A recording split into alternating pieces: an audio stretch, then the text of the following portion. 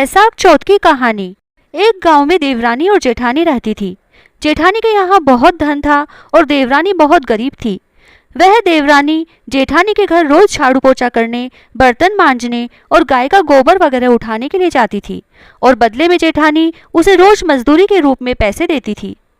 उस देवरानी का पति भी रोज मजदूरी करके कमा कर लाता था। जेठानी देवरानी को अपमानित करने के मौके ढूंढा करती थी। जेठानी देवरानी को अक्सर नीचा दिखाया करती थी, उस पर बहुत चिल्लाती थी और उससे बहुत काम करवाती थी।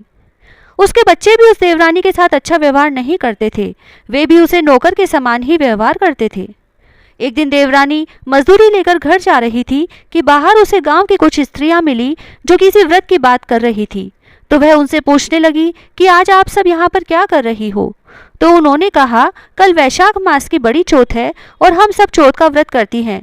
तो देवरानी ने उनसे पूछा कि उससे क्या होता है तथा वह कैसे किया जाता है। तो सब महिलाओं ने कहा कि चौथ माता और गणेश जी का व्रत करने से, उनकी आराधना करने से चौथ गणेश जी सभी दुख दूर करते हैं, निपुत्री को पुत्र देते हैं, कुंवारी कन्या को मनपसंद वर देते हैं और अन्न धन के भंडार भरते हैं। तो देवरानी ने सोचा कि क्यों ना मैं भी चौथ गणेश जी का व्रत करके अपने सभी दुखों को दूर करूं। अब उसने उन सब से पूजा की विधि भी पूछी। तो उन्होंने कहा कि चौथ के दिन सवेरे स्नान आदि करके चौथ व्रत का संकल्प लेकर पूरे दिन कुछ नहीं खाते हैं। शाम को 1.25 पाव या 1.25 किलो या 1.25 मन अपनी श्रद्धा भक्ति के अनुसार चूरमा बनाते हैं और चौथ गणेश जी आते हैं तब उन्हें जिमाकर सब घर के सदस्य प्रसाद लेते हैं। देवरानी उस दिन रात को घर जाकर सबको खाना बनाकर खिलाती है और मन में पक्का संकल्प करके सोती है कि कल मैं भी चौथ माता का व्रत करूंगी। अगले दिन सवेरे वह उठकर नहा धोकर चौथ माता के व्रत की तैयारी में लग जाती है। आज वे अपनी जेठानी के यहाँ काम करने भी नहीं जाती है। इधर वह जब जेठानी के यहाँ नहीं पहुंची तो जेठानी ने अपने बच्चों को अपनी देवरानी के यहाँ पता लगाने भेजा और कहा कि जाओ काकी को बुलाकर लाओ कि आज वह काम करने क्यों नहीं आई। बच्चे देवरानी के वहाँ जाते हैं और अपनी काकी से कहते हैं कि काकी आप काम करने क्यों नहीं आई। तो वह कहती है कि आज मेरा चौथ का व्रत है, इसीलिए आज मैं नहीं आऊँगी। और यह कहकर वह चौथ गणेश जी की पूजा की तैयारी में लग जाती है। वह बाजार से आटा, घी और गुड़ लेकर आती है और चूरमा बनाने की तैयारी करती है। उसने अपने बच्चों को भी कुछ नहीं खिलाया था। शाम को उसका पति थका हारा घर आया। संयोग से उसे भी आज कोई काम नहीं मिला था, जिसके कारण उसको कोई मजदूरी नहीं मिली थी।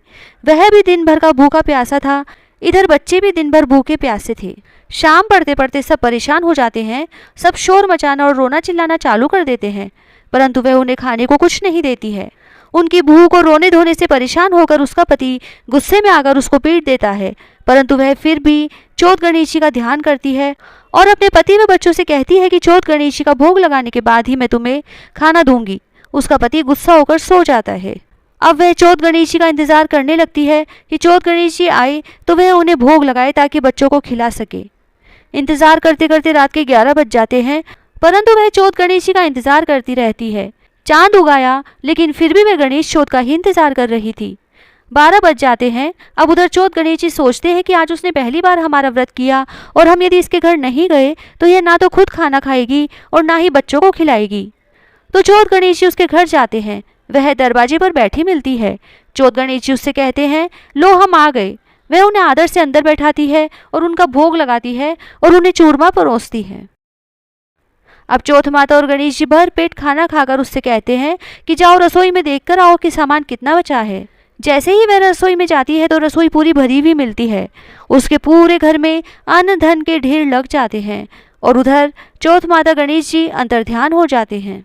अब दूसरे दिन पूरे घर में जगह जगह अन्न के ढेर लगे हुए थे, रुपए पैसों के ढेर लगे हुए थे। तो वह दूसरे दिन भी जेठानी के यहाँ काम पर नहीं जाती। तो जेठानी अपने बच्चों से कहती है, जाओ काकी को बुला कर लाओ। जेठानी के बच्चे जब उनके यहाँ आते हैं तो देखते हैं कि जगह जगह अन्न के और धन के ढेर लगे हुए हैं। तो बच्चे अचंभित हो जाते हैं और समझ जाते हैं कि अब काकी हमारे यहाँ नहीं आएगी। वह संकोच करते हुए कहते हैं कि आपको माँ बुला रही है, परंतु वह कोई घमंड नहीं करती है और वह उनसे कहती है कि तुम चलो, मैं आती हूँ। बच्चे घर पर जाकर अपनी माँ को सब बात बता देते हैं और अगले दिन वह जेठानी के यहाँ काम करने पहुँच जाती है। तो उसकी जेठानी अपनी देवरानी से पूछती है कि तेरे ऐसा क्या हुआ कि तेरे घर में एक ही रात में इतना अन्न और धन आ गया। तब वह बताती है कि मैंने चौथ माता और गणेश जी का व्रत किया था, उन्हीं की कृपा से मेरे घर में अन्न धन के भंडार भरे हैं।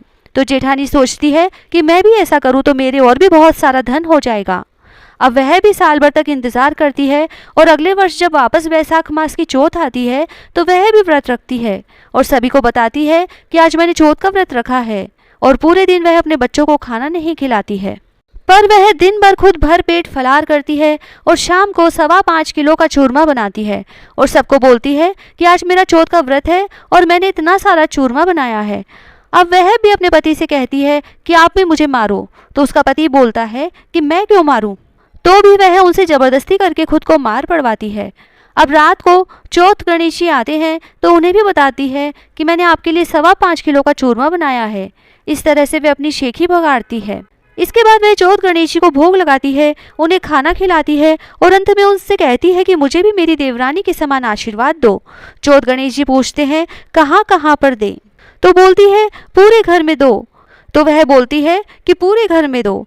तो गणेश जी पूरे घर में गंदगी कर देते हैं, कूड़ा कचरा कर देते हैं और सांप बिच्छू वगैरह छोड़ देते हैं। तो जेठानी यह सब देखकर घबरा जाती है और दौड़कर अपनी देवरानी के पास जाती है और कहती है गणेश जी ने तुझे तो अन्न धन के ढेर भरे और मेरे घर में तो उन्होंने कूड़ा कचरा भर दिया, गंदगी कर दी। तब देवरानी कहती है कि आपने तो देखा देखी किया, मैंने तो सच्चे मन से अपने दुख दूर करने के लिए व्रत किया था, आपको चौथ गणेश जी से क्षमा मांगनी चाहिए। यह सुनकर जेठानी वापस अपने घर जाती है और रोते रोते चौथ गणेश जी को पुकारती है। चौथ गणेश जी के हाथ पैर जोड़ती है और बारंबार माफी मांगती है, बार बार गुहार लगाती है कि भगवान आप अपनी लीला समेट लीजिए, मुझे यह धन नहीं चाहिए। तब गणेश जी बोलते हैं कि तू आधा धन अपनी देवरानी को दे, तब मैं अपनी माया समेट लूंगा। तो जेठानी आधा धन देवरानी को दे देती है। तब भगवान गणेश जी अपनी माया समेटते हैं।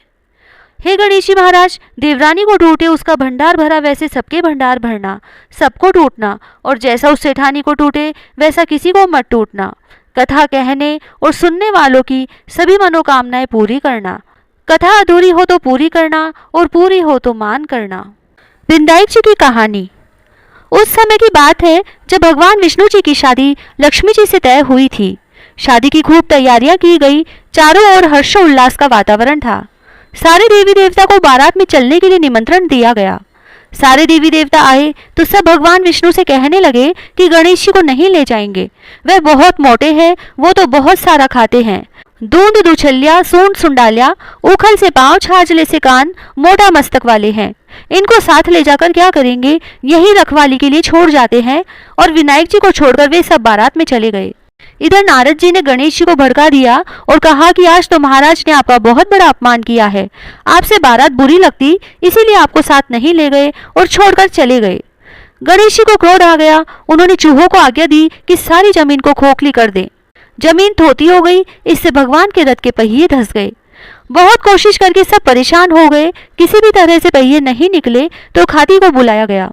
खाती आया, सारा दृश्य देखा और पहिए को हाथ लगाकर बोला जय गजानन जी, और इतने में तुरंत रथ निकल गया। सब देखते रह गए।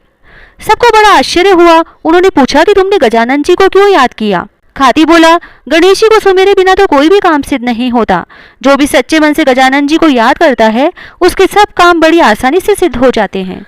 तब सभी देवी देवताओं के मन में विचार आया कि हम तो गणेश जी को ही छोड़ आए। उन्हें अपनी गलती का एहसास हुआ और एक जने को भेजकर गणेश जी को बुलवाया गया।